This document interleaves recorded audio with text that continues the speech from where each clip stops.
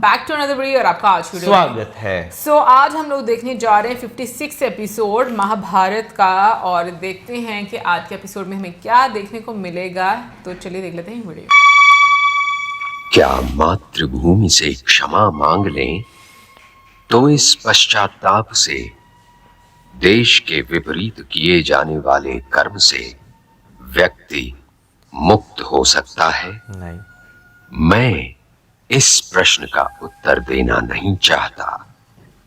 इस प्रश्न का उत्तर दें गंगा पुत्र भीष्म या स्वयं हस्तिनापुर। किंतु गंगा पुत्र के हृदय में एक फांस तो अवश्य खटक रही थी।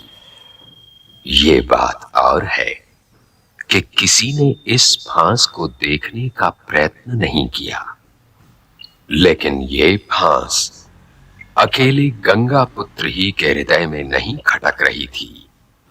ये फांस तो हर उस हृदय में खटक रही थी जो हस्तिनापुर का शुभ चिंतक था, परंतु किसी न किसी कारण विवश होकर दुर्योधन के साथ था। इन्हीं हृदयों में एक हृदय गांधारी का भी था। मैं तो दिन रात महादेव से यही वर मांगती हूँ कुंती, कि मेरे पांडव सुरक्षित लौट आए और इंद्रप्रस्थ का राज मुकुट लेकर इंद्रप्रस्थ चले जाएं। दिल का चोर। तो मैं चैन की सांस लूं। मैं तो उस दिन का आभार मानती हूँ जिस दिन मैंने अपनी आंखों पर पट्टी बांध ली थी, क्योंकि मैं तो इतनी लज्जित हूं कि मैं न तो हस्तिनापुर की ओर देख सकती हूं न तुम्हारी ओर कुंती। आप तो उस राजनीति की चौसर पर हैं ही नहीं दीदी, तो फिर आप क्यों लज्जित हो? लज्जित क्यों न हूं? यदि तुम मुझे निर्दोष मानती तो क्या इन 12 वर्षों में एक बार भी अपनी दीदी को प्रणाम करने ना आती? प्रणाम का परिणाम तो आशीर्वाद होता है ना दीदी, तो फिर आप मुझे क्या आशीर्वाद देती? आपका हर आशीर्वाद प्रिय दुर्योधन के निहित स्वार्थ के विरुद्ध जाता दीदी। मेरे लिए आपका हर आशीर्वाद उसके लिए शाप हो सकता है दीदी। मैं भी उसकी मां ही हूं दीदी। महादेव साक्षी हैं कि मैंने उसे अपने पुत्रों से कम स्नेह नहीं दिया है दीदी। तो फिर मैं आपसे आशीर्वाद लेकर उसे शापित कैसे होने देती दीदी? माता का शाप तो उसके आशीर्वाद से कहीं अधिक शक्तिशाली होता है। मेरी तो यही प्रार्थना है कि भगवान हम दोनों माताओं की ममता की लाज रख ले दीदी, लाज रख ले।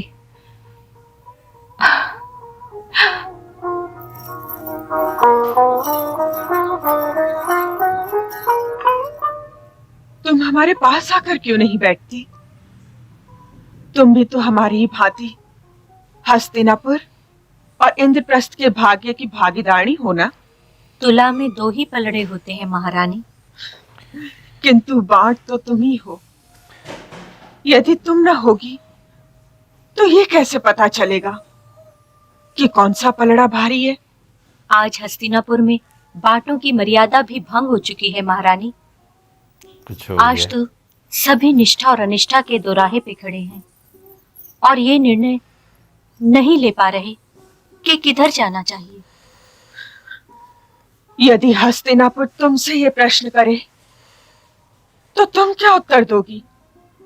हस्तिनापुर अपनी नारियों को ये सम्मान नहीं देता महारानी।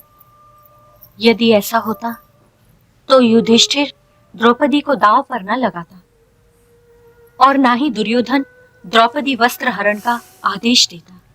इसलिए आप निश्चिंत रहिए, हस्तिनापुर ये प्रश्न न आपसे करेगा और न मुझसे। तुम भी विदुर की ही भांति कड़वे सत्य बोलने में निपुण लगती हो वेदवती। ये तो बता सकती हो कि यदि तुम मेरे स्थान पर होती तो क्या करती? वही जो आपने किया महारानी। मैं भी दुर्योधन से कहती कि वो आगे बढ़कर मेरा वस्त्र हरण करे। तो क्या तुम उसे शाप देती? शाप किसी समस्या का समाधान नहीं है दीदी। शाप देने का अर्थ तो ये हुआ कि शाप देने वाले ने परिस्थितियों से हार मान ली हो। आप हार न मानिए दीदी, आप हार न मानिए। आप ही दुल्हा भी हैं, आप ही बाट भी। उस पल तक तौलने के क्रम को विस्तृत रखिए जब तक दोनों परले समान न हो जाएं। और तब दुर्योधन का भविष्य दुर्योधन को दीजिए और युधिष्ठिर का भविष्य युधिष्ठिर को। किंतु इसका भी तो कोई उपाय बताओ कुंती। मेरी अंतरात्मा को तो दोनों का ही भविष्य ठीक से दिखाई नहीं दे रहा, नहीं दिखाई दे रहा कुंती।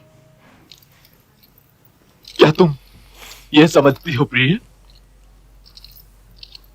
कि ज्येष्ठ गुरु होने के नाते मैं अपना दायित्व नहीं समझता? किंतु मैं क्या करूं? कोई वृक्ष अपने फल से नहीं लड़ सकता। नागफनी के पौधे पर चमेली के फूल नहीं आ सकते। दुर्योधन मेरी नेत्रहीन उच्चाकांक्षा का परिणाम है। वो भी थक गई हैं। वो मेरे स्वप्नों के धनुष से निकला हुआ बाण है। वो मेरे मुंह से निकला हुआ वाक्य। मैं उसे नहीं लौटा सकता।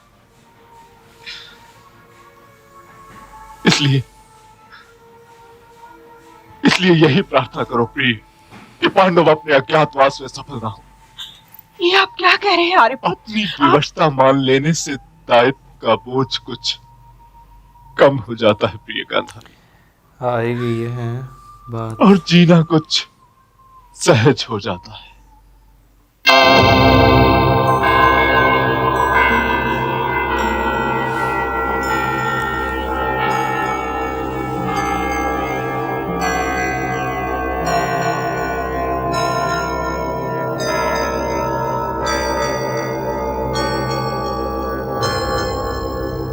दुर्योधन है।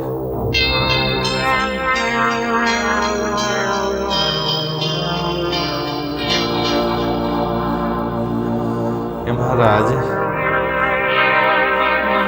हाँ महाराज है। शायद नीचे के बैठे हैं।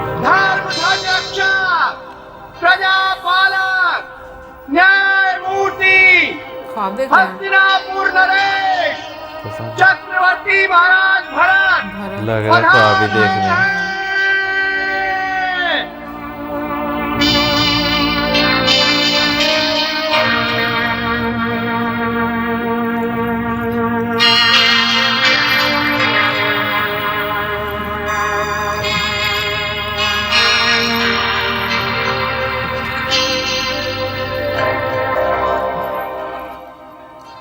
शकुंतला पुत्र भरत हस्तिनापुर नरेश महाराज धृतराष्ट्र से न्याय मांगने आया है।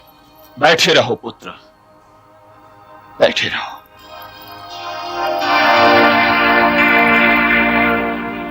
तुम वर्तमान हो